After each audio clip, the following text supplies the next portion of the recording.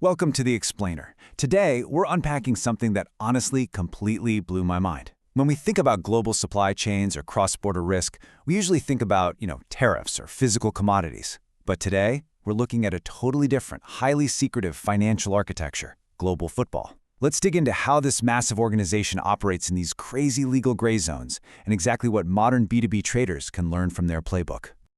Okay, let's jump right in. Here's our roadmap for the breakdown. First, the global football economy. Then, the Swiss legal masterclass. From there, we'll hit the tax-free bubble trap, the 2015 FIFAgate scandal and dollar dominance, and finally, securing modern global trade. Section 1. The global football economy. And trust me, it is way more than just a game. Right out of the gate, it's absolutely crucial to reframe how we look at this. We are not just talking about 90 minutes of entertainment on a pitch. To quote the source material directly, this isn't entertainment. It's a parallel economy with lessons on cash flows, risk management, and regulatory arbitrage. If you're exporting machinery, sourcing commodities, or scaling any B2B operation, this is a serious blueprint. And quite frankly, a warning for anyone moving capital across borders.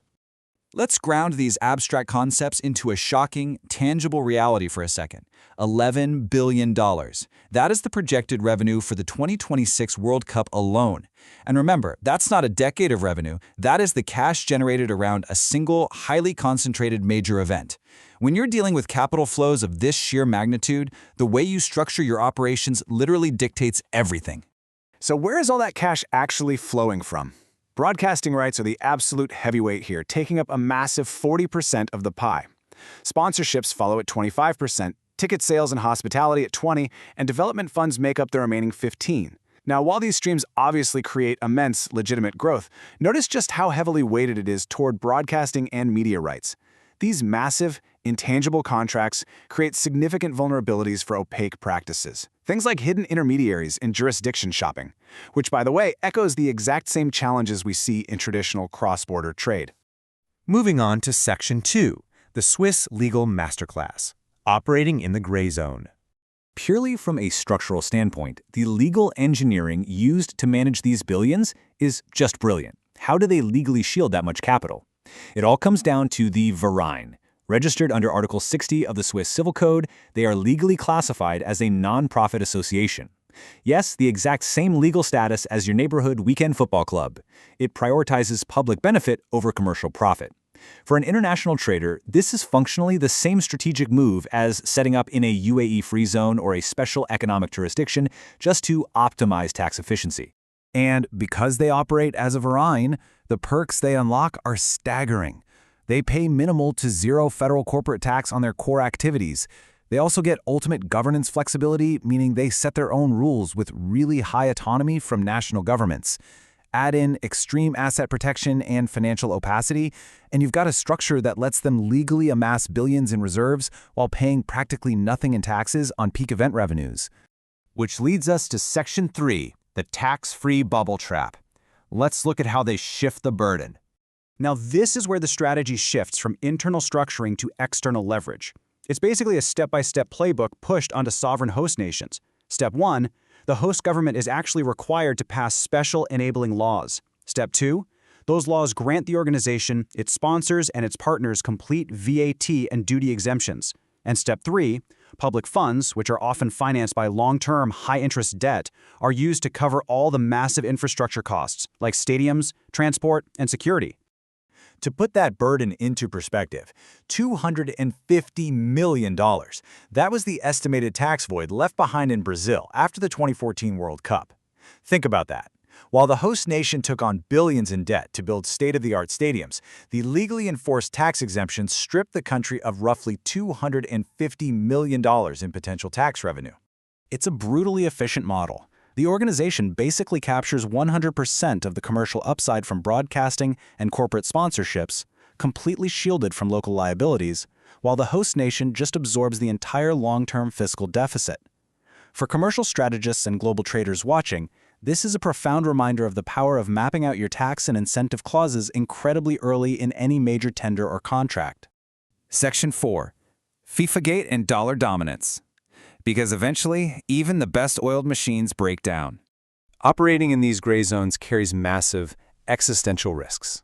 The whole thing spectacularly imploded back in 2015 when U.S. authorities indicted officials over $150 million in bribes. And they used classic trade-based laundering techniques to do it. They deliberately undervalued marketing rights, selling them below market value to intermediaries. They routed offshore kickbacks using accounts across multiple jurisdictions to hide the funds, which unsurprisingly ended up triggering massive anti-money laundering, or AML, scrutiny. But this brings up a massive geopolitical question, one every single global trader needs to be asking. How exactly did the U.S. Department of Justice arrest Swiss citizens on Swiss soil over an organization based in Zurich? Well, the answer is extraterritorial jurisdiction, and it literally all came down to the currency. Because those illicit bribes were routed in U.S. dollars, they inevitably cleared through the New York banking system, specifically the CHIPS network. In international law, the moment your transaction touches the U.S. dollar clearing system, it automatically grants Washington legal oversight. Boom. Your supply chain, no matter where it physically operates in the world, is suddenly subject to U.S. law enforcement. That specific geopolitical reality connects directly to a massive trend we're watching today, de-dollarization.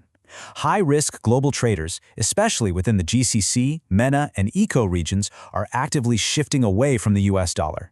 They learned the hard way from the 2015 scandal that relying entirely on legacy USD clearing systems means remaining permanently vulnerable to overseas regulatory oversight. All right, final part, Section 5, Securing Modern Global Trade. Let's look at the tech solution. So, how do modern, compliant traders actually protect themselves today? You don't want to constantly be looking over your shoulder, right? Well, it takes a complete paradigm shift. The legacy model that failed in 2015 relied heavily on corruptible human intermediaries, opaque routing, and manual letters of credit that leave way too much room for hidden kickbacks. The modern B2B approach: smart contracts, automated escrow, and verifiable milestones. By removing the human middleman, modern tech entirely neutralizes those dark cash flows. If you're looking for an actual, actionable checklist for your own operations heading into 2026, here is your compliance framework. Number 1, always verify beneficial ownership to avoid shell companies. Number 2, lock your funds in code-governed escrow, so capital is only released when hard logistics are actually met. Number 3, mandate clean, verifiable bill of lading data. And finally, leverage tech-enabled monitoring for continuous third-party audits. To pull this off, businesses are leveraging some really powerful, dedicated infrastructure. Platforms like Tendify are equipping modern traders with exactly the engines they need, stuff like automated escrow, real-time sanctions checkers, and logistics optimizers.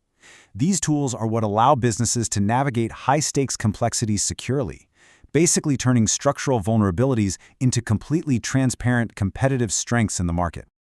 So, that leaves us with one final, absolutely critical question. If your trade operations are still relying on legacy bank wires and human intermediaries, what hidden vulnerabilities are sitting in your supply chain right now? Understanding these architectures isn't just theory anymore, it's survival. Thanks for joining me on this explainer. Keep evaluating your systems, and I'll see you next time.